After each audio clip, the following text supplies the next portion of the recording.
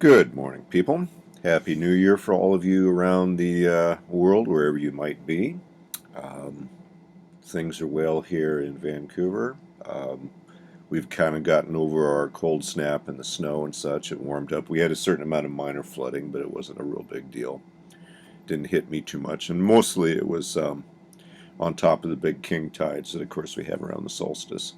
That's all rather gone, and it's been mild and almost springy, in fact, and it doesn't even look like we will get much for winter weather well into February at this point, which means we probably won't get much winter weather at all. So it's all right. We had our brief dose, and that's fine by me.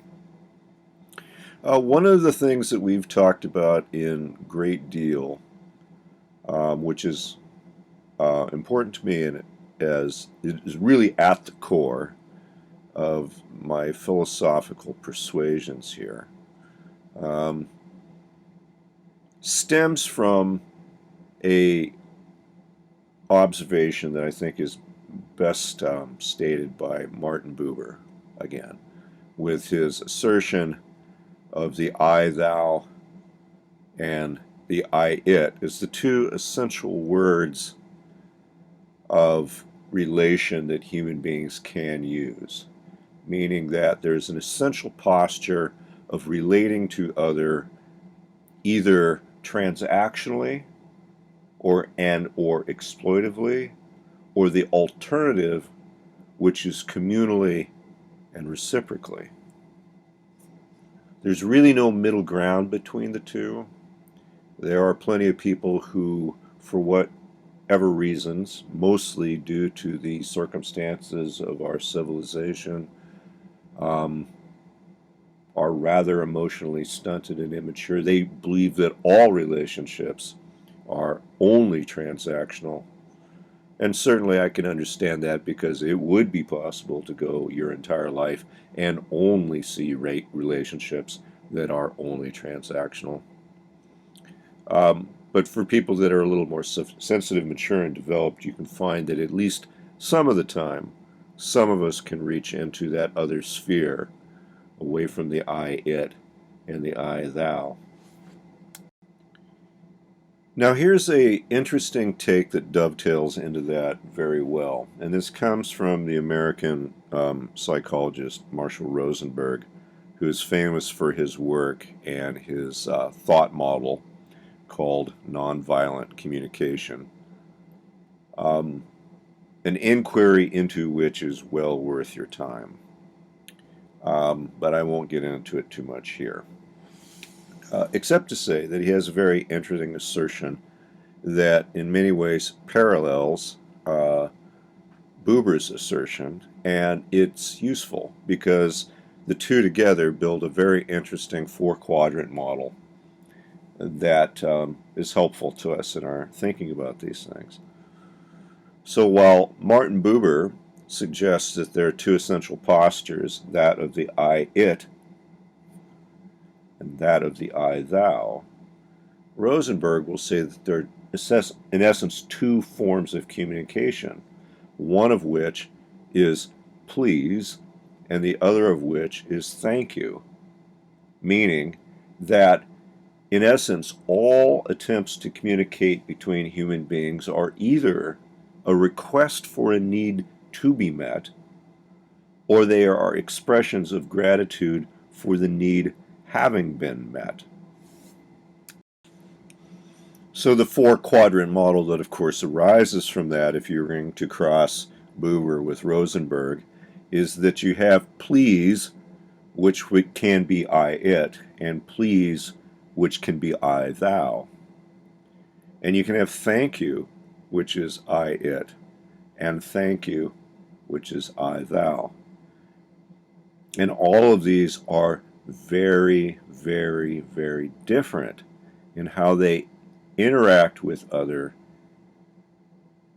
what their intent is, and in fact the consequences in the world that is engendered by the choice to act in such a manner.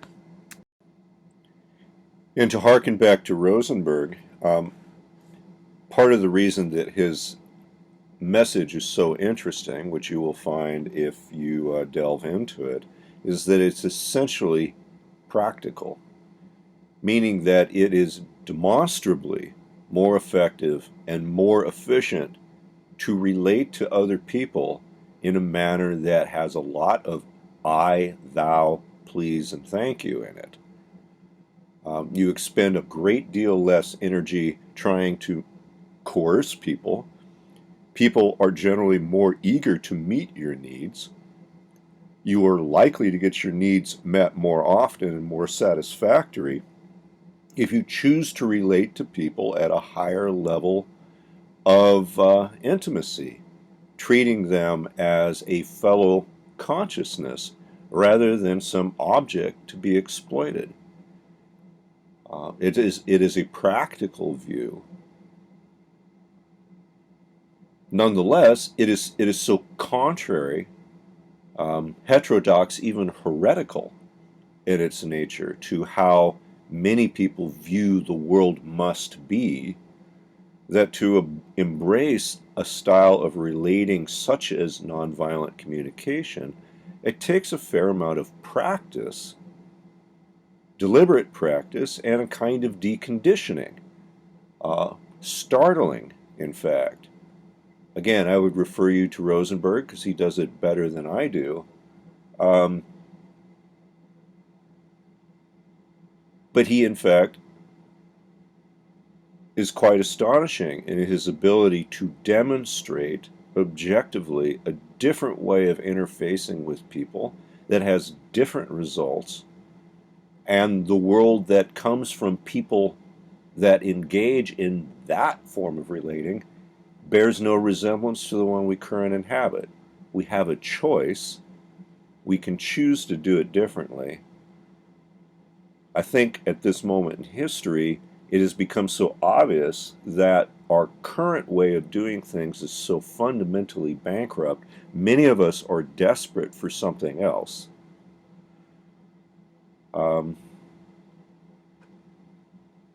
Well, it's good for us to be proactive in searching through our options.